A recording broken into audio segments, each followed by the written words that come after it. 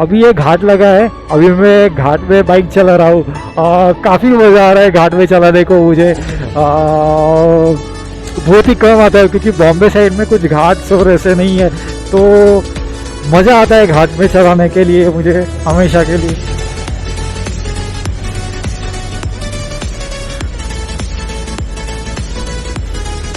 But हमें घाट में एकदम प्रिकॉशंस लेके चलाने चाहिए। हमें प्रॉपर ओवरटेक करने चाहिए क्योंकि घाट में अक्सर होता है कि हम ओवरटेक बराबर नहीं करते और सामने से गाड़ी आती है, तो हमें गुड स्पीड मेंटेन करना चाहिए और ठीक से ओवरटेक करना चाहिए। I can say wow, this is very nice घाट।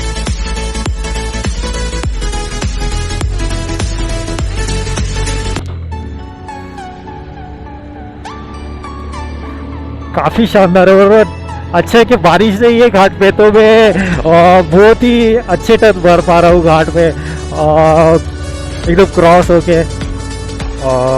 एक चीज़ हुई थी अभी आधे घंटे पहले मेरे साथ में, निगेटिव चीज़ बताता नहीं हूँ हमेशा, बट चलो मैं बता देता हूँ। ये चीज़ क्या हुआ, मैं बाइक चला रहा था तो खड्डे थे न्यू बॉम्बे साइड 2-3, तो ये खड्डे में मेरा एक माउंट है जो हम यहाँ पे लगाते हैं मैप देखने के लिए, तो ये टूट गया।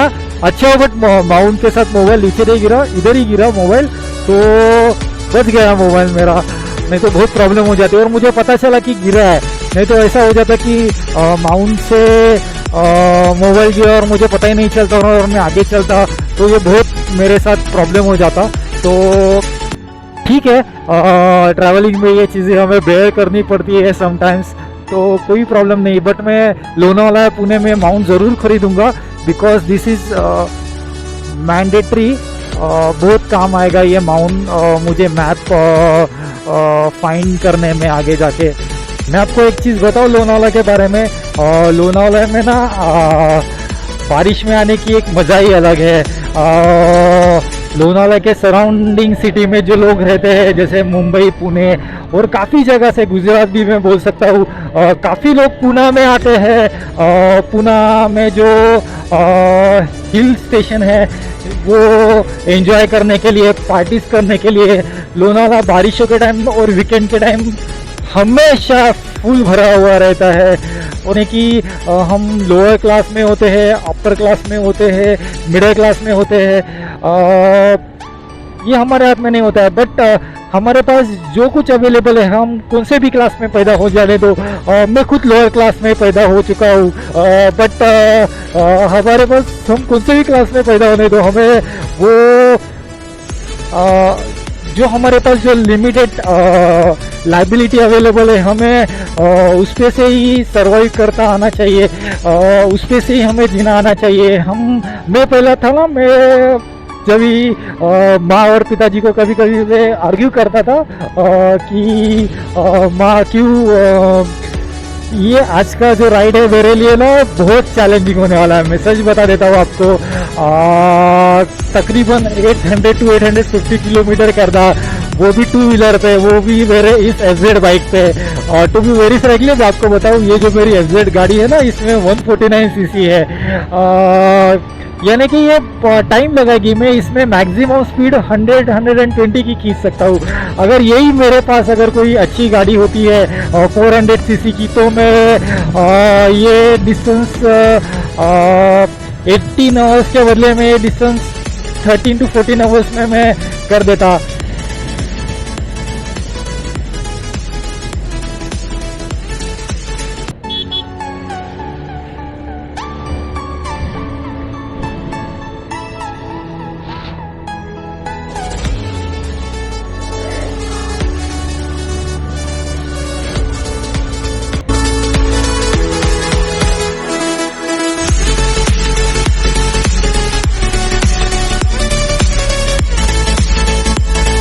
अभी मैं लोनावाला क्रॉस कर चुका हूँ, आगे जा चुका हूँ। अभी ना एक लेफ्ट साइड में एक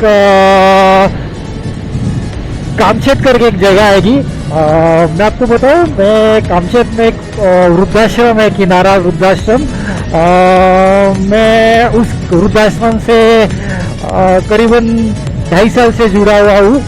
उनकी ओनर है मिस प्रीति मैडम। मैं सच बताऊँ,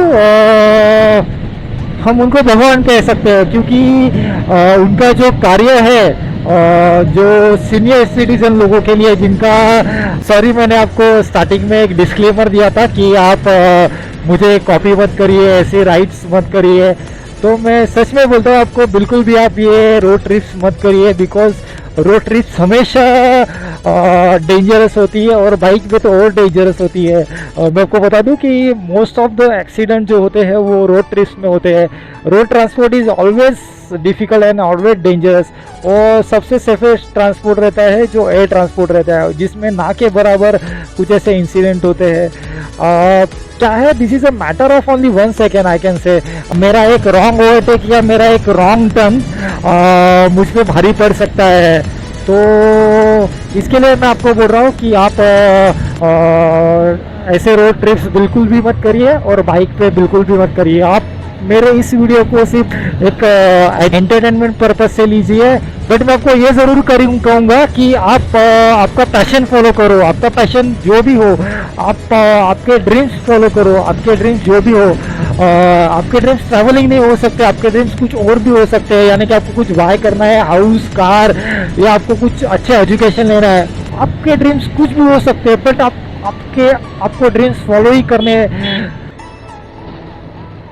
ओके, तो अभी दगड़ू शेठ गणपति मंदिर से 2 किलोमीटर पीछे हूँ, सिर्फ 5 मिनट में मैं पहुँचने वाला हूँ। तो मैं मेरे फर्स्ट डेस्टिनेशन में पहुँच चुका हूँ, जो दगड़ू शेठ गणपति मंदिर है मेरे पीछे। अंदर कैमरा अलाउ नहीं है, इसके लिए मैं बाहर से शूट कर रहा हूँ। ये एकमात्र प्राचीन मंदिर है, 130 साल पुराना, और जिसको एक किसी व्यक्ति का नाम दिया गया है, दगड़ू शेठ गणपति मंदिर। तो ज़रूर आइए आप दगड़ू शेठ गणपति मंदिर पुणे में और विज़िट करिए। तो अभी मैं चल रहा हूँ मेरे आगे के डेस्टिनेशन में, खंडोबा के दर्शन करने जेजुरी।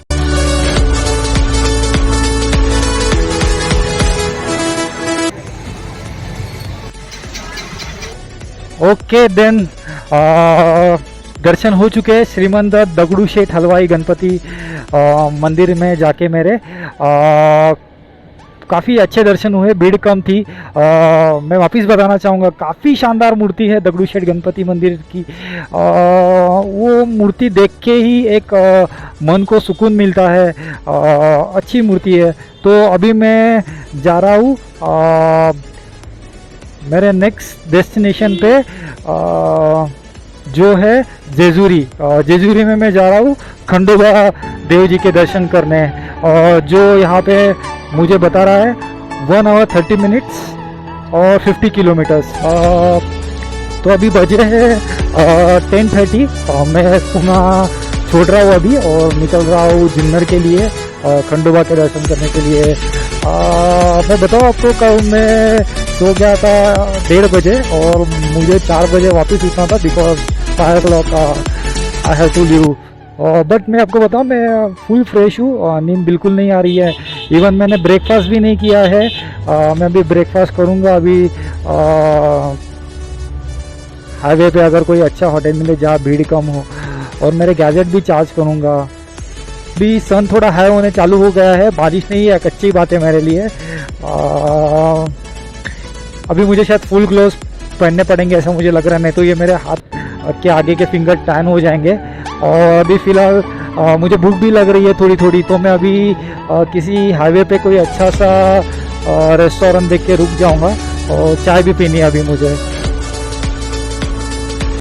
30 मिनट्स लगेंगे अभी जेजुरी पहुंचने में। अभी तक मुझे ऐसा खाली रेस्टोरेंट नहीं मिला है। I am too much hungry right now, तो अभी मुझे रुकना ही पड़ेगा कैसे भी करके कहीं पे भी। चलो देखते हैं। और एक चीज़ बतानी थी, ये जेजुरी और जो मयूरेश्वर गणपति है मोरेगांव का, वो मेरे आइटनरी में नहीं था। मैं कल मेरे एक ऑफिस के कलीग के साथ बात कर रहा था, तो मैंने शेयर की मेरा ट्रिप, तो अच्छा उन्होंने मुझे ऑन द रूट ये जगह है वो बता दिए। और मैं आपको बता दूं, जेजुरी जो है वो महाराष्ट्र का कुल देवत है। तो मैंने माँ से डिस्कस किया, माय मॉम टोल्ड मी कि तू गया है, बचपन में हम लेके गए तुझे, बट मुझे तभी याद नहीं है। तो I am very feeling good कि मैं आज विज़िट करने वाला हूँ जेजुरी में, जो खंडेरा का टेम्पल है। और उसके बाद में उससे 20 किलोमीटर पे एक है मयूरेश्वर का गणपति है, जो अष्टविनायक का सबसे पहला गणपति आता है, तो मैं वहाँ जाने वाला हूँ।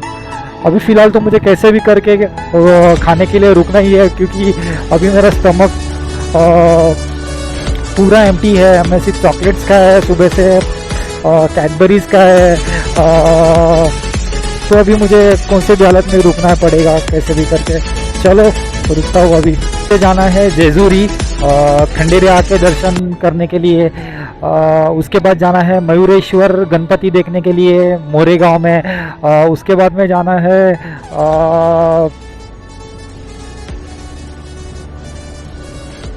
पंढरपुर में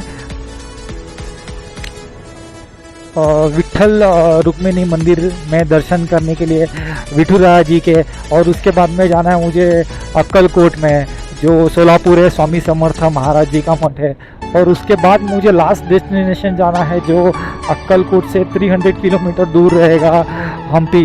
मुझे नहीं पता ये मेरी बकेट लिस्ट पूरी होगी कि नहीं, मेरे डेस्टिनेशन पूरे होंगे कि नहीं, मैं हम्पी पहुंचूंगा कि नहीं। मैं आपको बताऊं, मैं हम्पी में मैंने होटल बुकिंग भी नहीं की है। मैं जब भी करूंगा, जब भी मैं मेरे लास्ट डेस्टिनेशन से निकलूंगा, यानी अक्कलकोट से निकलूंगा मैं हम्पी के लिए, तभी मैं निकलूंगा। मुझे नहीं पता है कि मैं इतना कर पाऊंगा कि नहीं कर पाऊंगा। इससे पहले मैंने कभी भी 900 किलोमीटर्स का पैच नहीं किया है, तो ये बहुत चैलेंजिंग है मेरे लिए। अगर मैंने चैलेंज एक्सेप्ट कर लिया है, बट आज मैं एक पॉजिटिव माइंडसेट से उठा हूँ, मैं आपको बताना चाहता हूँ। मैं पता, मैंने ये ट्रिप बहुत मेरे दोस्तों के साथ डिस्कस की थी। किसी भी मेरे दोस्त ने बोला कि ये पॉसिबल नहीं है Nikhil, you can't do this as a good way he told, because बहुत चैलेंजेस है इसमें। मेरे पास इतनी एडवांस गाड़ी नहीं है, रोड से वो इतने एडवांस नहीं है जहाँ हम अच्छी स्पीड, एक स्पीड कंटिन्यूसली मेंटेन कर सके। तो ये बहुत बड़ा चैलेंज है मेरे पास। और बाय रोड ट्रैवल करना तो चैलेंज है ही है, क्योंकि I told you earlier that road transport is always difficult. हमारी एक सेकंड की मिस्टेक हम पे भारी पड़ सकती है। तो लेट्स सी। तो आज मैंने ना डिसाइड कर ही लिया है कि आज कुछ भी हो जाए, मुझे आज हम्पी पहुंचना ही है। मुझे करीबन 850 to 900 किलोमीटर्स ये आज करना ही है, कौन से भी हालत हो जाए, चाहे बादल आ जाए, बारिश आ जाए, कुछ भी हो जाए। अगर नहीं होगी ये ट्रिप, तो ये सिर्फ 2 ही कारणों की वजह से नहीं होगी।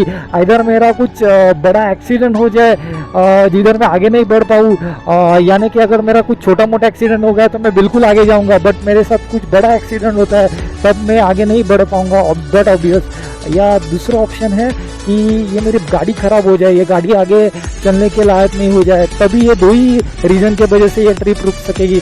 अदरवाइज मैं आज कुछ भी हो जाए ये ट्रिप करके होगा, because this is the trip, I would say this is my trip. सच में मैं बोल रहा हूँ, ये कल या परसों नहीं सोची है ये ट्रिप मेरी करीबन 3 से 4 साल पहले ये मेरी प्लान की है। मैं हर एक को बोलता था one day I will go to Hampi, one day I will go to Hampi, and today is a day where I am going to complete my dream. तो देखते हैं, चलते हैं, let's hope for the best. एक बहुत ही इम्पोर्टेंट चीज़ है ना, मैं लाइफ के बारे में आपको बताना चाहूँगा। जैसे मुझे पता चली है ये चीज़, हमारे लाइफ में ना 2 इंश्योरेंस होने बहुत ही इम्पोर्टेंट है। आपको इसका इम्पोर्टेंस जल्द से जल्द जानना चाहिए। हमारे लाइफ में हेल्थ इंश्योरेंस और टर्म इंश्योरेंस होने ही चाहिए कौन से भी हालत में। मैं आपको एक मेरे राइट्स के थ्रू आपको मैं एक एग्जांपल देता हूँ। हेल्थ इंश्योरेंस इसके लिए चाहिए कि अगर समझो ये राइड्स में मैं गाड़ी चला रहा हूँ, मेरे साथ कुछ एक्सीडेंट होता है, बड़ा एक्सीडेंट होता है और मुझे मेडिकल की ज़रूरत पड़ती है, तो मैं हेल्थ इंश्योरेंस के ज़रिए मेरे एक्सपेंसेस वहाँ से कवर कर लूँ। या दूसरी बात समझ लो आप कि इस ट्रिप पे मेरे साथ एक्सीडेंट हो जाए, मेरी डेथ हो जाए इस ट्रिप में, बिकॉज रोड ट्रिप है, मैंने बहुत डिफ़िकल्ट मोड ऑफ ट्रांसपोर्ट चुना है। तो अगर मेरी डेथ होती है तो टर्म इंश्योरेंस के तहत मेरे फैमिली को एक बड़ी अमाउंट मिल सकती है। तो ये मैं सिर्फ एग्जांपल दे रहा हूँ। कुछ भी हो सकता है। मैं आपको हमेशा बता देता हूँ कि life is very unpredictable and unfair, so we have to prepare for everything. तो ये 2 इंश्योरेंस मेरी आपसे रिक्वेस्ट है। मैंने लास्ट ट्रिप पे भी बोला था, जो मैंने नाइट ट्रिप की थी बॉम्बे टू गुजरात। तो आज भी मैं आपको यही बताना चाहूँगा कि आपको ये इंश्योरेंस मस्त निकालने हैं, हेल्थ इंश्योरेंस, टर्म इंश्योरेंस। आपको कुछ भी कंसल्ट है तो आप मेरे से डिस्कस कर सकते हो, कुछ मुझसे पूछ सकते हो। मैं आपको ज़रूर उसमें गाइड करने की कोशिश करूँगा। और मैं जो मेरे नियर एंड डियर वन है, जिनको मैं जानता हूँ, उनको मैं हमेशा सलाह देता हूँ कि आप निकालो निकालो निकालो, बिकॉज इसका इम्पोर्टेंट बहुत है आजकल के लाइफ में।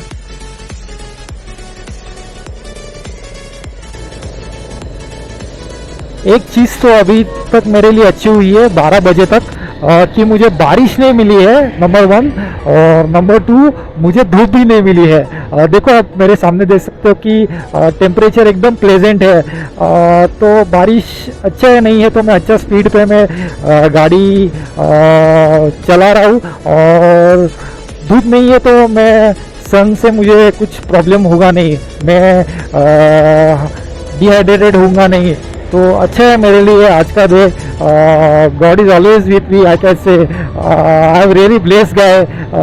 मैं हर जगह घूम पाता हूँ। मुझे लाइफ में बहुत सारी ऐसे लोग हैं, आपको there are n number of peoples कि मुझे लाइफ में हमेशा अच्छे लोग मिले हैं, हमेशा सपोर्टिव लोग मिले हैं। This is very important you know, कि आपको लाइफ में हमेशा एटलीस्ट गुड पीपल मिले, जो आपको सपोर्ट करे, जो आपको मोटिवेट करे, जो आपको इंस्पायर करे। बस और क्या चाहिए लाइफ में।